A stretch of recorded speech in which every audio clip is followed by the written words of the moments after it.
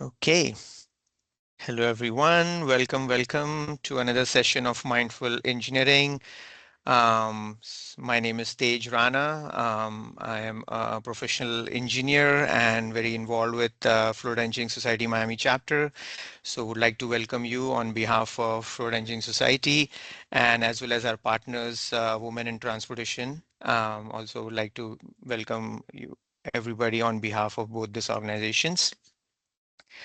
So today we have a very special guest and just a little bit about who we are and what we do.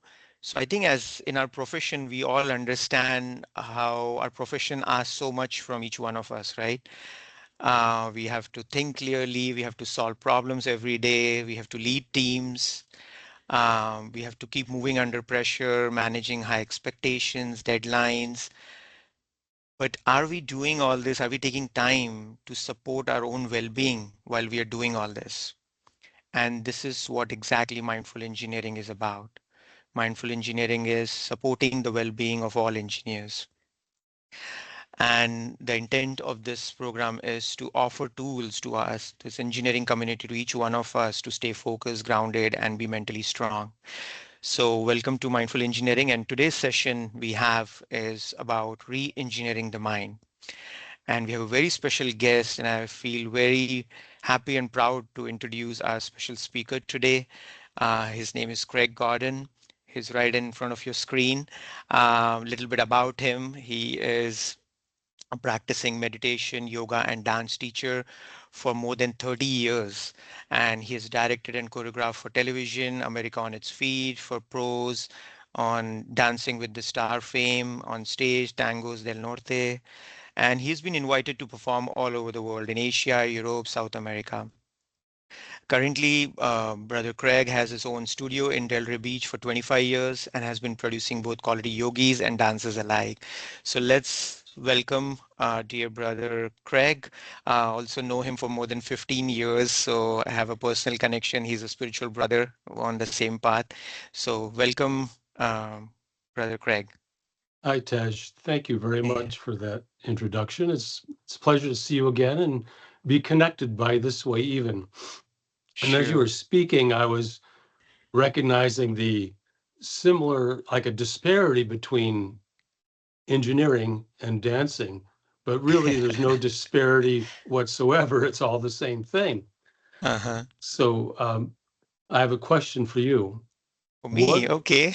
yeah. What do you think the most critical system you'll ever work on is? Hmm. I think it brings us back to our topic here. Exactly, exactly right. So, of course, we realize that we start computing right away, and we realize the most critical system is our own mind. Yes, yes. And as you were speaking about all the duties and responsibilities that you guys have, that's a Hmm. lot of stuff. You know, there's a lot of information, and you're not only doing one thing, you're doing your task, but you're also organizing. So many things are going on at once, and this all this information is coming in.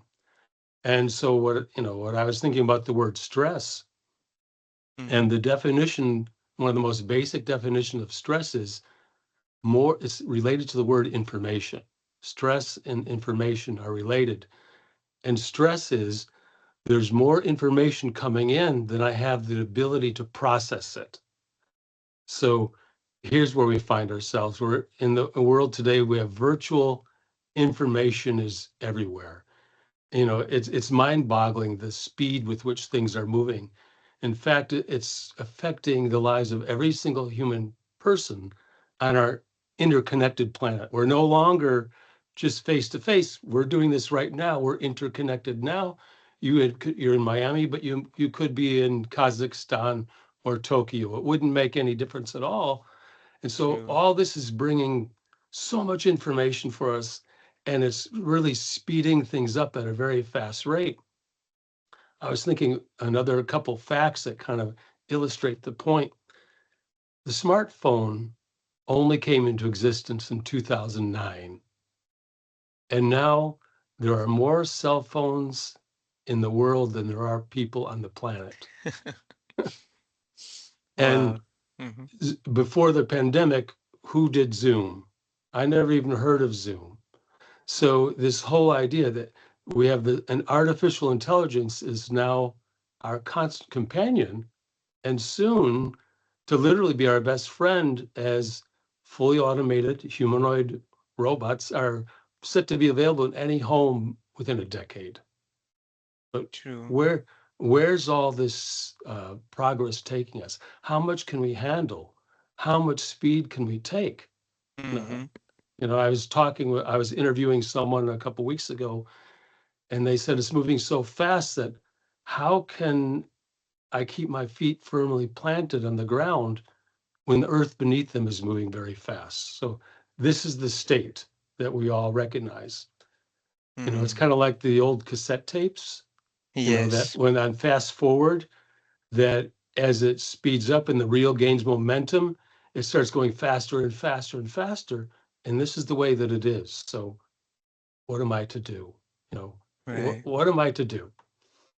No, thank you for bringing this. I think you already kind of answered the couple of initial questions I had in my mind when I was thinking about this topic. That what does it even mean, re-engineering the mind? What is the need? What are the factors which are contributing to our mental fatigue and emotional overload, or those kind of things which we all experience in our day to day, and especially in our profession. I know I can speak on behalf of all the 46 people who are here, who are from the industry.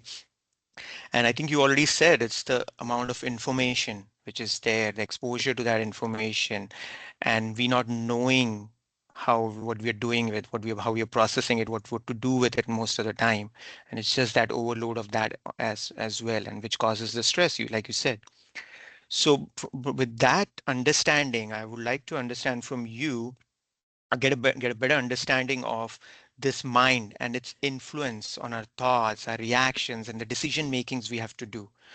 Do you see a process there, and how do you see? Can you explain that a little bit more to us? Oh, thank you. It's perfect.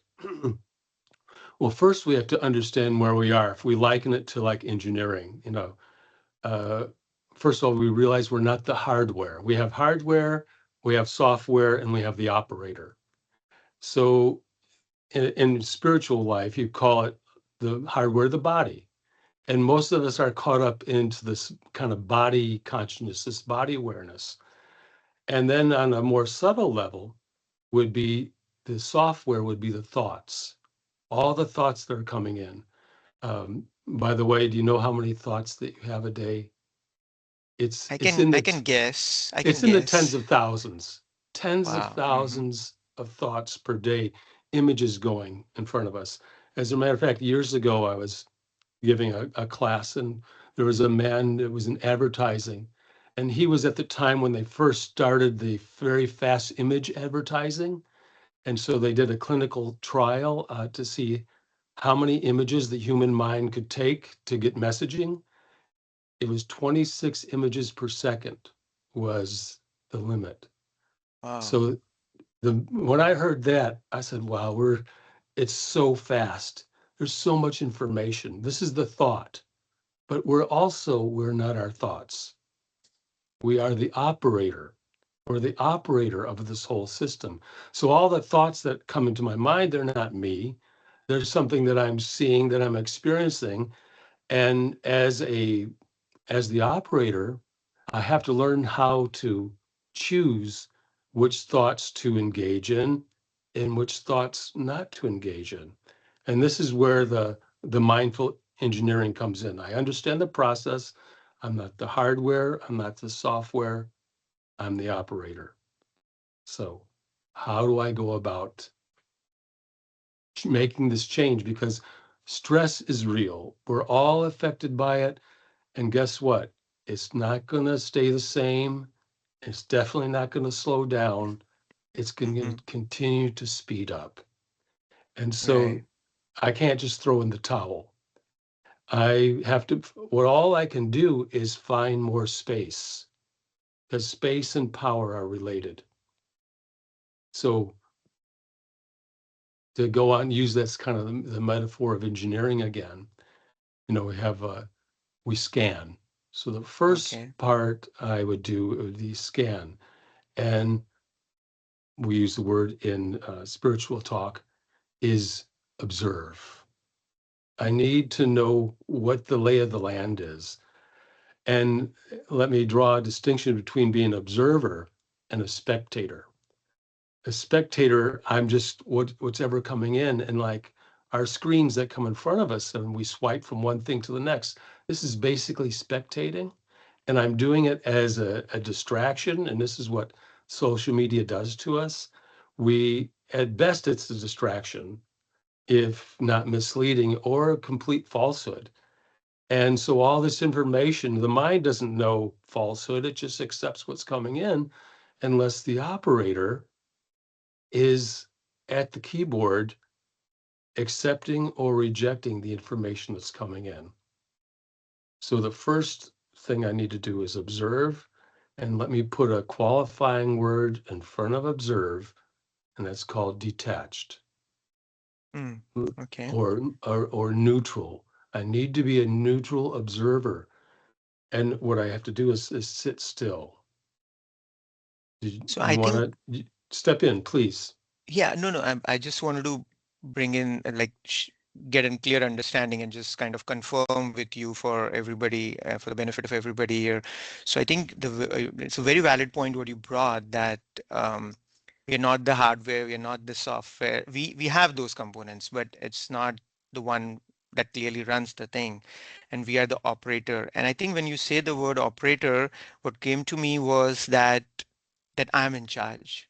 Yes. So that for me that was a very clear realization, and I feel, and I with my own experience, that we tend to give that authority or that charge to somebody else, or to the situation, or to the people, or to the thoughts, or to the deadlines, if I could put that way, right?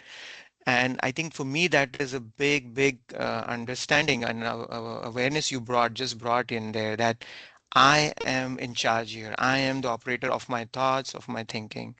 So just wanted to bring in that Thank you. you explained it so easily, but it's a very Thank valid you. point. Yeah. Uh, as you were saying that, and I said, okay, who is this operator? Mm-hmm. It's me. It's the one that's speaking, but the speaking is not the hardware, right? It's not even the Right. thoughts. The word that we use in today's language is awareness. See, Mm, I'm the one that's aware. I'm the agent. I'm the one that's operating everything. And like you said, I'm in charge.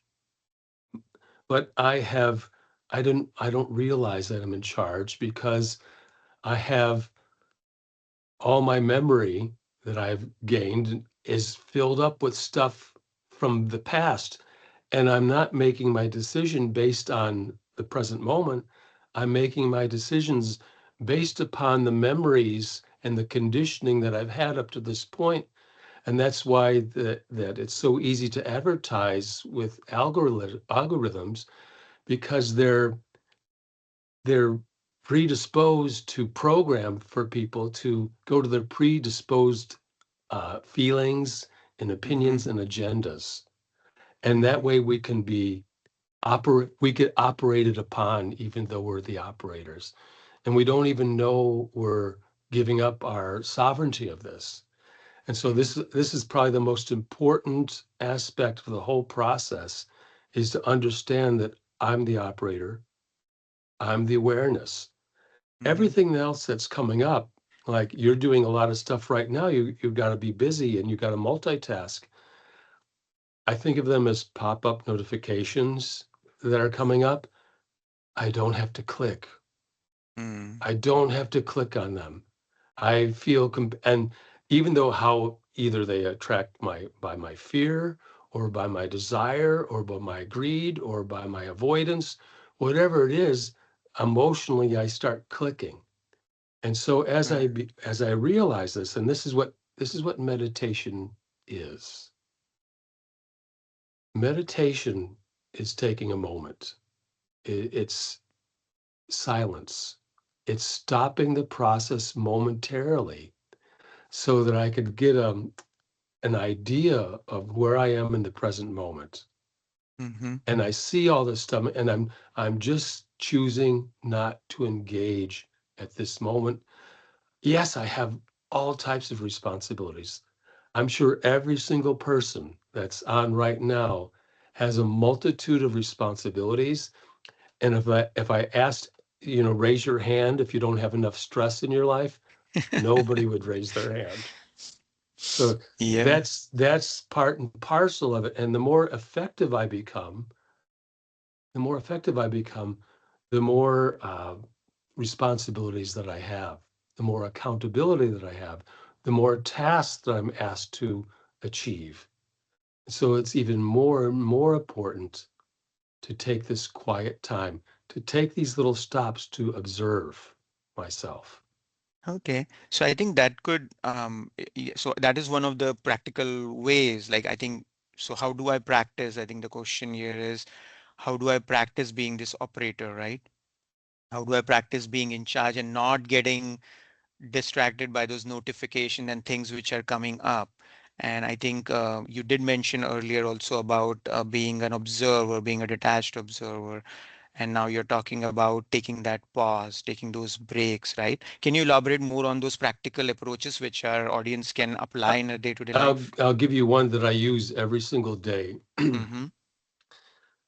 Even though we can work remotely, most of us spend a lot of time on the road.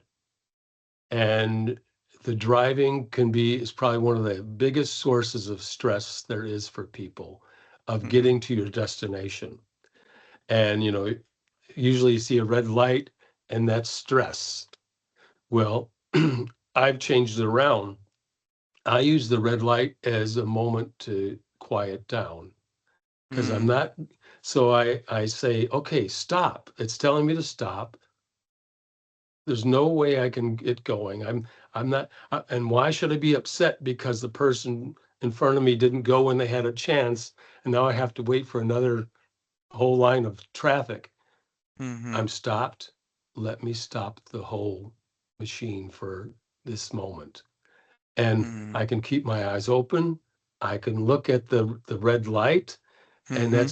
that's an area of focus. And I just say, okay, instead of feeding the information such as, why is this happening to me? Don't you know I have to be there? What will happen? That's really important that I make it on time. Whatever the Mm-hmm. story is, Mm-hmm. I replace. So we have scan, then replace. The Mm, replace is, I'm taking this moment and I recognize that I am a peaceful being. I mm, have peace within me. Otherwise, what I'm doing is, like you said earlier, that I'm letting the outside world dictate to me. So I want to say, okay, let me just be still for a second. I mm. can't go anywhere anyway. So let me concentrate. Just all I have to do is concentrate on the light, and already things slow down because I'm concentrating. Right. Things slow down because I've stopped the process, and already I'm gaining space just by stopping. And that's a very Mm, easy example that everyone can do. And right. the classes that I use here, I use that all the time, and people really they put it to use. Right. And the way I'm seeing it is, so my deadlines are still there, my timelines are still there. The people I might get have to work with and might not match the personalities. All those things are the pressures are still there, team is still there. But what is changing is the way I'm seeing myself, the way I'm seeing the situation. And that's the awareness you were talking about, that I'm bringing calmness in that situation. I'm bringing peace in that situation. And when I bring that, what happens when I bring that? Well, everything, my whole perception begins to change. You know, Mm, see, I'm that awareness before this thing happened, and I'll mm, still be the awareness after the event is over. You know, yeah. and so what happens is I give the importance to the temporary thing, and I forget that my awareness has always been the same. When I was like a 4-year old, Mm-hmm. I'm the same person with the awareness. And in the future, if I'm lucky enough to make it to 90, then I'll be that same person with the awareness. But everything that happens in between, unless I take control, I'm going with the ups and downs of it. So my Yeah. peace is dependent upon what the environment is telling me, but that's very disempowering. Mm. So when I recognize that these things that are happening are temporary, but my awareness is not temporary, and really all the things that all the intangibles that we really love, like love is an intangible, Mm-hmm. peace is an intangible, happiness is intangible.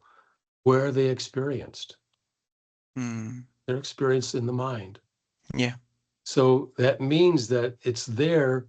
I can find that, I can locate that place and engage that place whenever I want, when I learn that number one, that I have the right to, and Mm-hmm. that I have the skill to, and I can develop the power to continually do that. So that's, I'm sure that's what you do with your life.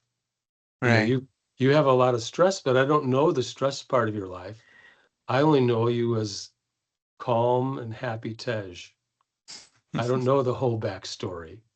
And you don't Okay. bring that to me because you found a way to recognize and choose what awareness that you're going to have at any given point. Right. Okay. So you gave us a lot of practical tools also in terms of uh, using red light as a time to pause, right? Or finding that time and space to take those breaks and pauses. I think you were talking about taking those breaks, right, throughout the day also. So those were really good tools to practice that shift in the awareness which we were mentioning. And I think by doing that, the pressure is still there, the deadlines are still there, all those things are still there, but my way of seeing it or perceiving it is different now. And I'm not taking pressure from the situation, but seeing things for what they are and working with it, right? It's so important to feed yourself Mm-hmm. and to remind yourself, to reinforce in yourself that you're more than what's going on around you. And Yeah. so it makes me think of the most important time would be when you first wake up. Mm. Okay. You know, this is the most important time to have this awareness. Like, even if I say like, hey, I'm a peaceful being, I know that for some people, just that statement might seem too much already because that's Mm. not the experience. Right. Because we have all these experiences that are not have nothing to do with peace, you know, Mm. that it's not something on the outside. Peace is not something you need to go on vacation for.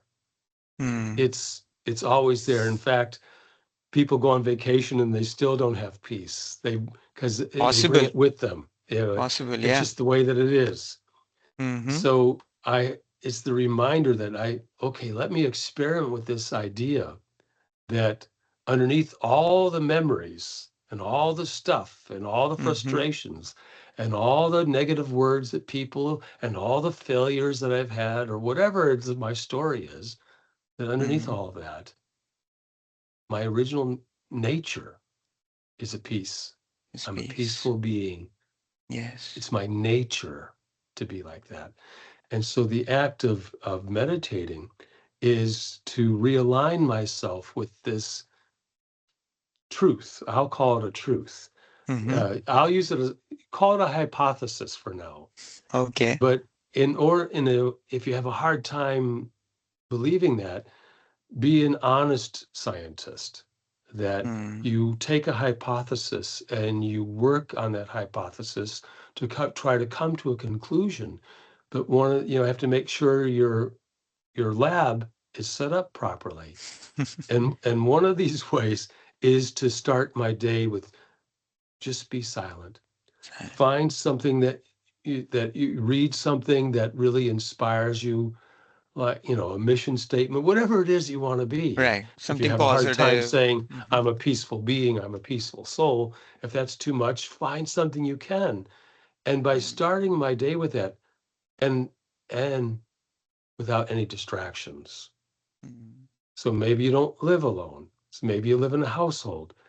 Well, try as a temporary thing, waking up 10 minutes before the other person wakes up. and use that moment for yourself to set myself up for success for the day.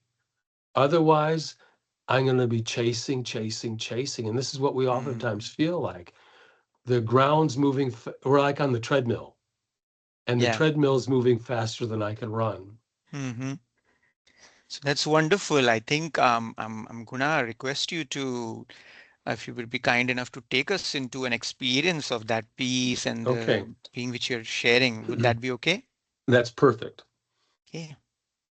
So part of the what's necessary is to make sure the hardware is in good shape. So to prepare for meditation, I'd say sit um, in a comfortable position, but an alert position. So to me, that would mean the spine is vertical, and that I'm in alignment, and then I'm just seated. You could put both feet on the ground. I find is the best way to do it if you're sitting in a chair. So then I'm setting up my hardware not to bother me with aches and pains or notices or twitches. So I got that done. Then I start to breathe. And my awareness starts with that. Just simply, this is nothing new. Everyone has heard this. Just simply breathing in and out and observing the flow of breath. Already a change is taking place. And if I just turn to the screen of my mind, I can see a lot of thoughts flowing by. We'll keep with the imagery and think of my mind as being like a cluttered desktop. And I'm observing, and I realize that I need to clear my desktop in order to do my tasks more efficiently. So I continue to breathe and observe the breath. And I recognize the stuff that's in there that's cluttering my desk. But I don't have to really pay attention to that right now. I'm paying attention to a new notification that I'm choosing to pull up. I'm typing it in myself. And what I'm typing is, I am a peaceful being. I am a peaceful being. And just note your response to this. I could accept it wholeheartedly. Maybe I can't accept it at all. But what I do realize is being an honest human being is I'm just observing it. Let me observe how we respond in an honest way. And not right on top of it, but from a distance. I'm observing from a distance. I'm observing my own thoughts from a safe distance so I can just see what they are without reacting to them. Because I realize it's this reaction that gets me all stressed out, one reaction after another. And I'd like to stop that cycle. I'm taking this opportunity right now to slow down, to quiet down, to come towards the word full stop. Let me just apply that dot just for a minute. And the moment you do that, the thoughts are still going by. Those are the pop up notifications just going by. I don't have to click on them. Those thoughts are not me.